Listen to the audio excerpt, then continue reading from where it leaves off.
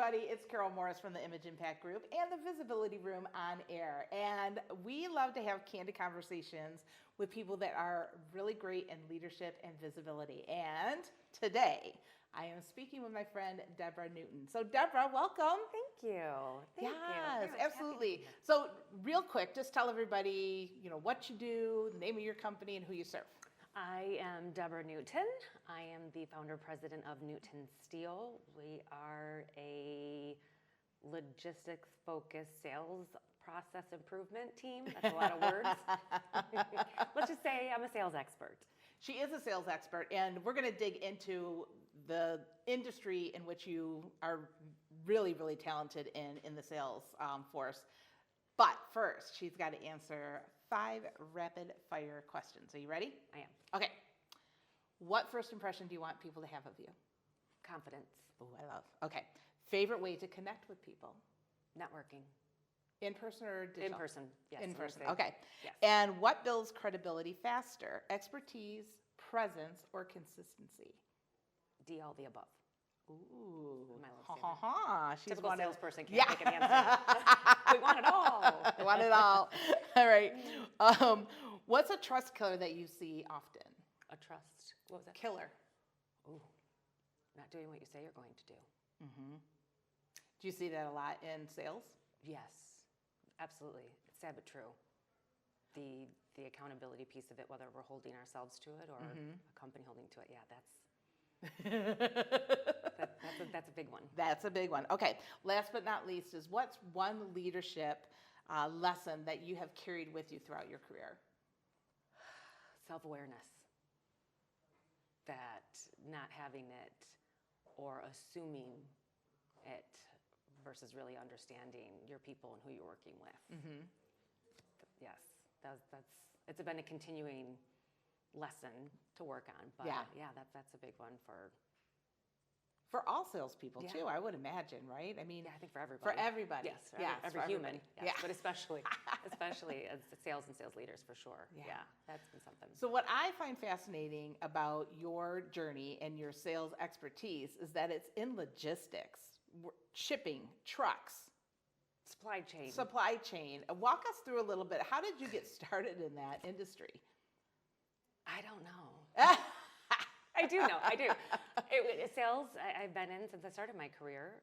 The logistics space took hold over 10 years ago, where it was a LinkedIn position.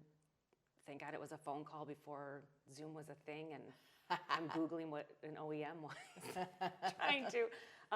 But yeah, it was sales. It was a group of people that, well, actually my old VP that I met and loved his vision and knew whatever it was selling, I know that I can learn, and just kind of jumped in both feet and fell in love with the industry. As much as it's chaotic, it's organized chaos, it literally makes the world go around.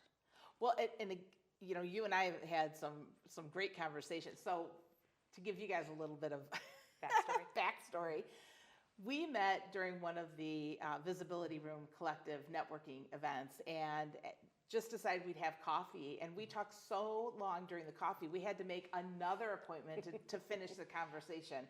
So I think we met twice or 3 times counting the networking in like a week. Yeah, it was. It was. You're right. That's right. Yeah. So, and what I learned from you was, again, you don't know what you don't know. And in an industry, in an industry such as trucking and logistics, we take for granted that things are just appearing on our doorstep, right? Right. And that's so not the case. How now in this new iteration of what you're doing, because now you're the founder of your company, and what is your favorite thing to do when you go into a sales team or a new company and they're working with this logistics? What are the things that you're like, we got to change this right off the bat? That's a great question, because it is one short answer. If we're still in this short fire, there's not one way to say that. Let's just start there. The working backwards, it's the processes or things that you used to do on a sales 101 level that seems so, I mean, maybe even insignificant or easy, that you got to go back to the basics to do. And a lot of the going in and seeing that the norms or the foundational components have changed, and bringing a company back to get to that point of, yes, it's complicated, and yes, there's data, and yes, there's everything, that analytics and CRMs that you can fly a plane from. Yeah.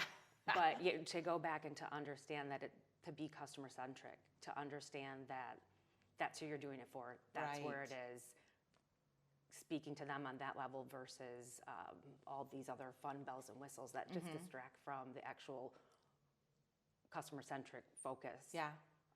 And truckload brokerage is a very unique, as well as the asset carriers. I mean, just like any industry, they all have their different cultures, their different ways of doing things. Right.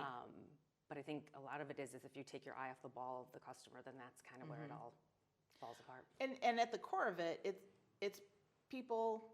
It's a people industry. Yeah, it has to be, right? I mean, you can call it logistics all day long, but the logistics start with the person Absolutely. conversing with another person to figure out what needs to happen, right? Yeah, you're exactly right. And I think that that's the human component when it is. I mean, I always used to get asked, I haven't crazy recently of, well, are you worried about autonomous trucks? And I'm like, well, there is the rail and there is a driver to the train, but it still does kind of go like, so I mean, there's different, I feel that yes, technology is great, and it's definitely a tool to have, and being able to use anything that you can do to work more efficiently, again, for the customer. Right.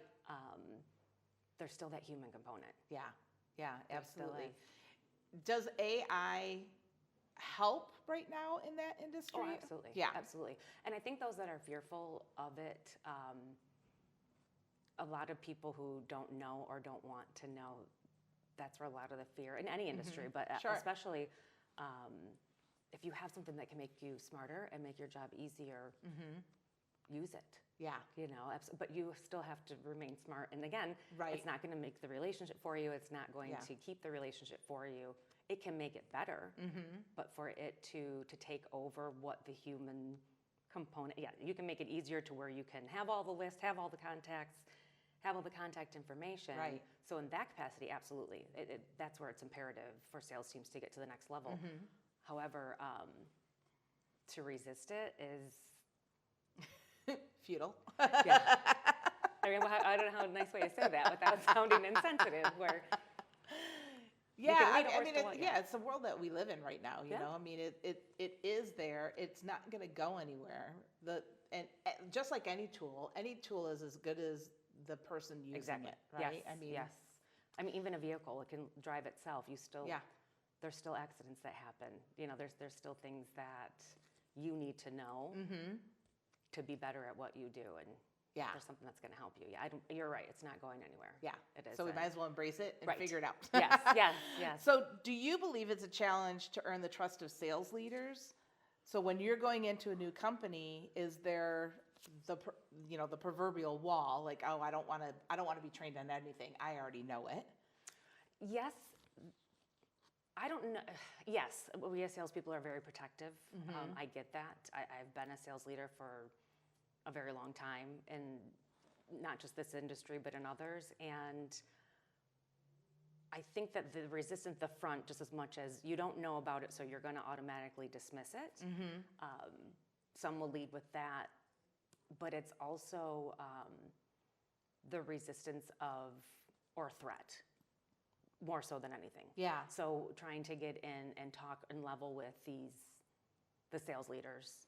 If the executives have already made the decision, immediately it's assumed that someone's losing their job or their baby's ugly, they're not doing something right. You know, but I've been there. They have put their blood, sweat, and tears into this team. Yeah. And for somebody to come in, like, who's this girl? Right. You know, like, what does she know? Because even though it's a very lonely job, it's a very thankless job. You have not only your team, you have the leaders, executives to report to. You're kind of stuck in this middle, very lonely spot. Yeah. So being able to get in front of them and let them know that I've been there. I'm there to support, Yeah. to link arms. Yeah. You know, to link arms and jump off the roof together. Right. Because again, that loneliness, that piece that is challenging or was once easy, was once good, Yeah. got away from them. So coming in and that's the biggest resistance that I see with sales leaders. And you and I talked about this earlier today about sometimes sales leaders are very successful, and then they get complacent Yes.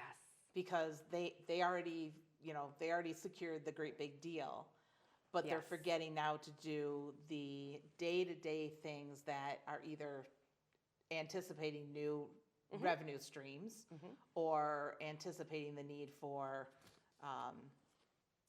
what do I want to say, other companies coming in. I remember back years ago, I was an account manager. Okay. And they asked me to focus strictly on transactional sales. Because here in Detroit, everything was the big three, right? Yes. So you'd have these huge accounts, and then the huge account would go, and so would all the money. Yeah. And so one of the things they had said to me was, get the ones and twosies. Diversify. Don't So have your eggs all in one basket. Yeah. So do you find that when you go into established sales departments that they need to have a little bit more of that diversification? Yes, I think that the overall, I know Detroit, to use your example, of the big three OEMs, to be able to, yes, to diversify, to break it down. But I would always go to, there are names, there are companies that don't have a household name yet. There are companies that are out there, and just because they're not a logo that you're familiar with doesn't mean that they aren't going to be. So to be able to get with them at that point, to grow with them, that's a partnership. But I also, to the beginning part of your question, that's where the basics, the fundamentals of doing all the things that you did to get. I know it's kind of cheesy, but it's the truth when it comes to the dating world. You finally get the date, you have the person, you get the partner, you get married. Yeah. It's the same things that if you stop doing those same things that you did to get said person, to have said relationship, it's the same thing with the customer. If you stop, is courting, did I just make myself 80? But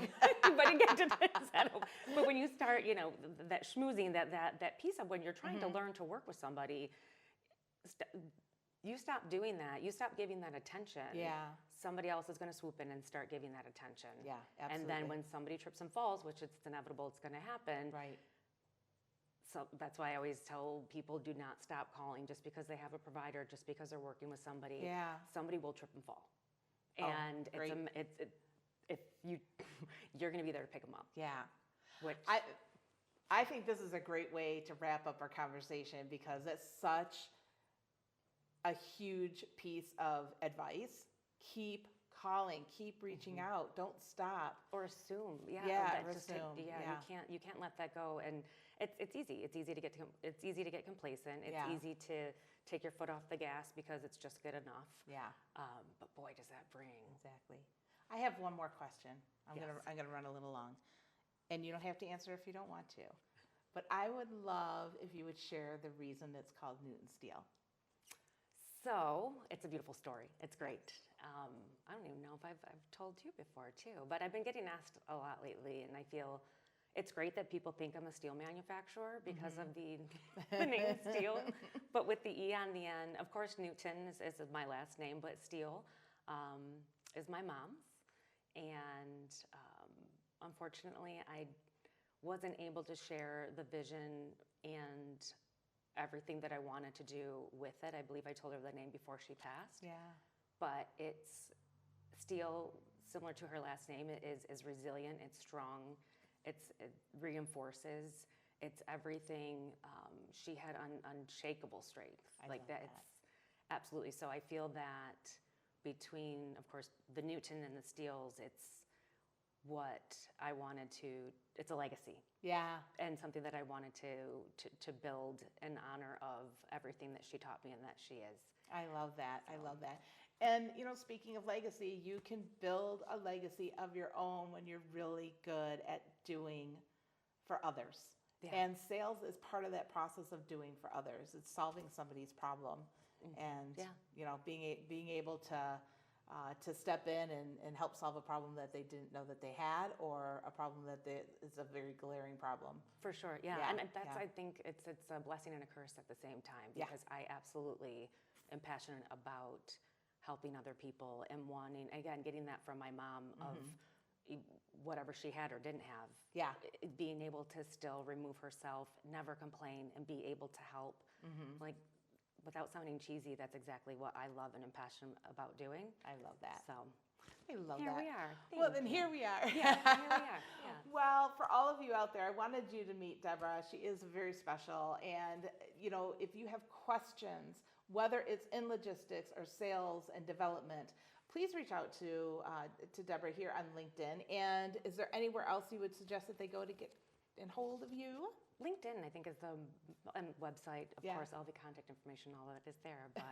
But let me say thank you. Oh, thank you. of course. I appreciate it Absolutely. very, very much. You're lovely. All right, everybody. Well, have a great day, and we will talk to you another time. Bye-bye.